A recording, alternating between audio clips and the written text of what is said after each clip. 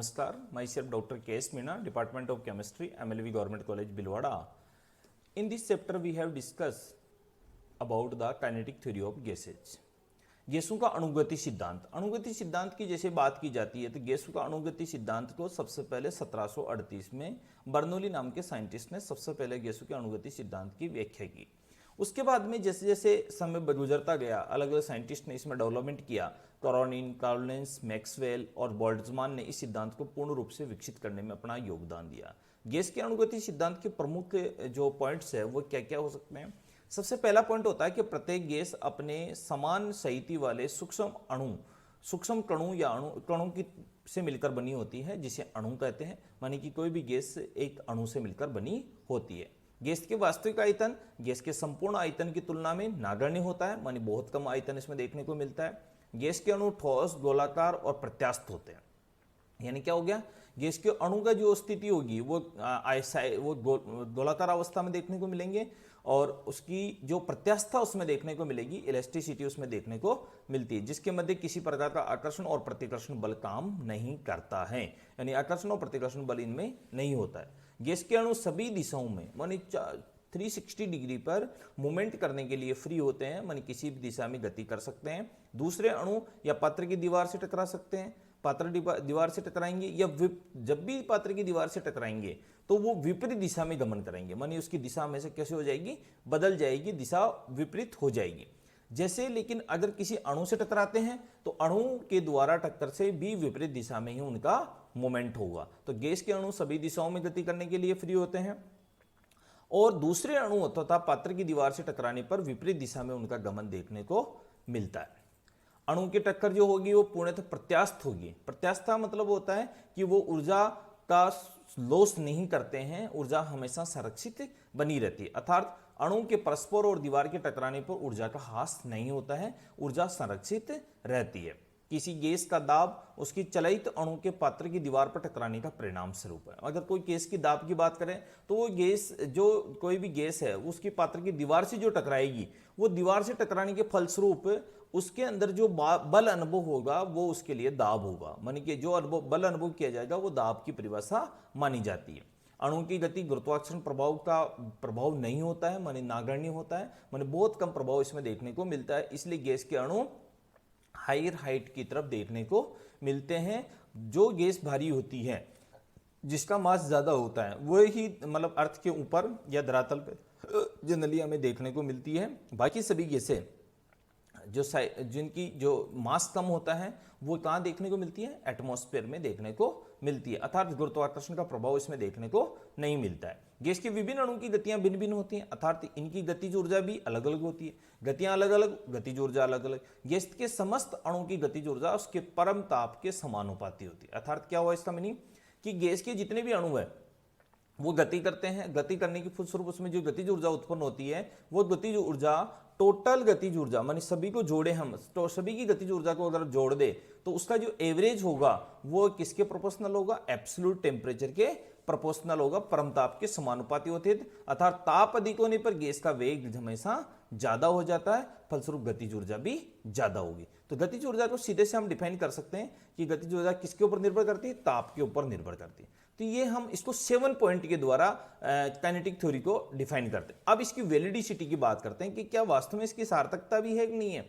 जो हम point number 1 कह रहे हैं कि जो गैस के अणु का जो आयतन होता है वो उसकी कुल आयतन का बहुत कम होता है। अर्थात क्या होता है, गैस के अणु का आयतन गैस के कुल आयतन की तुलना में नगण्य होता है।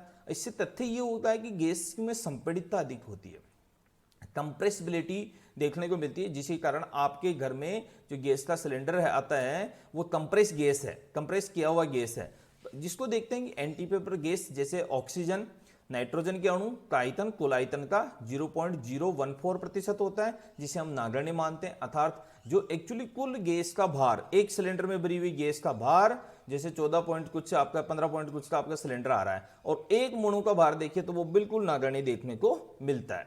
तो पहली हमारी जो पॉइंट था कि गैस का भार कुल भार का नगण्य होता है, तो ये चीज प्रूफ हो जाता है। अब दूसरी बात आती है कि क्योंकि दाब कम करने पे गैस प्रसारित होने लगती है, दाब कम कर दिया गैस प्रसारित होने लगी। ये तभी संभव है जब उनके बीच में जो बल है वो नगण्य हो। और ये हम अच्छी तरह जानते हैं कि ठोस के अंदर आयनिक फोर्स होता है, लिक्विड के अंदर कोवेलेंट फोर्स मतलब सहसंयोजक बंध होता है, और हमारे पास गैस के अंदर दुर्बल वान डेर वाल बल देखने को मिलता है। तो ये हमारी यहां पर क्लियर हो जाती है दूसरा पॉइंट। तीसरा पॉइंट ये कहता है कि जो अगर इसको देखिए कि इसमें गति कैसे होती है, तो इसको अल्ट्रासाउंड माइक्रोस्कोप द्वारा देखिए अगर हम गैस के अणु की मूवमेंट को, तो ये इधर उधर गति करते हुए दिखते हैं, जैसे धुएं के कण, कार्बन के कण, और वो जो रैंडमली मूवमेंट होती है, वो मूवमेंट रैंडमली होता है, उसको हम बोलते हैं ब्राउनिय गति। रॉबर्ट ब्राउन ने सबसे पहले इसकी स्टडी की थी, इसलिए इन्हें कहा जाता है ब्राउनिय मोमेंट। तो तीसरा पॉइंट हमारा यहाँ क्लियर हो जाता है। चौथा है कि ये ऐसा लगता है, चौथा, कि प्रत्येक अणु, क्योंकि गैस के अणु पूर्णतः प्रत्यास्थ न होते अगर, तो ऊर्जा का ह्रास होता। लेकिन हम यहाँ देखते हैं कि जितनी ऊर्जा जितनी अणु के अंदर स्थितिज ऊर्जा होती है वो पूर्ण रूप से संरक्षित रहती है। संरक्षित का मतलब हो गया, जबकि अणु प्रत्यास्थ अगर न होता तो अणु के परस्पर टक्कर से अणु में गतिज ऊर्जा का ह्रास होता। ह्रास मानी गतिज ऊर्जा कम हो जाती, गतिज ऊर्जा का ह्रास होता, अर्थात अणु की स्थितिज अवस्था आती है तो संपूर्ण गतिज ऊर्जा स्थितिज ऊर्जा में बदल जाती है। ऐसा वास्तव में ऐसा ही नहीं होता है, होता नहीं है, लेकिन हम ये मानते हैं कि ऊर्जा का अगर वो लॉस नहीं हो रहा है, इस कारण से हम ये कह सकते हैं कि ऊर्जा का लॉस नहीं होने के कारण ये जो मॉलिक्यूल्स हैं, ये मॉलिक्यूल्स क्या करते हैं, ऊर्जा संरक्षण की सिद्धांत की पालना करते हैं। पांचवा पॉइंट है, इस पांचवा पॉइंट कहता है कि किसी गैस की निश्चित सहिति के अणु के द्वारा पात्र की दीवारों पर टकराने के कारण दाब अनुभव होता है। समान परिस्थितियों में आयतन कम करने पर पात्र की दीवार पर प्रहारों की संख्या बढ़ जाती है। अगर हम प्रेशर बढ़ा दें, आयतन कम कर देंगे, तो प्रेशर आपस में टक्कर ज्यादा होगी, मानी जगह कम मिलेगी टकराने।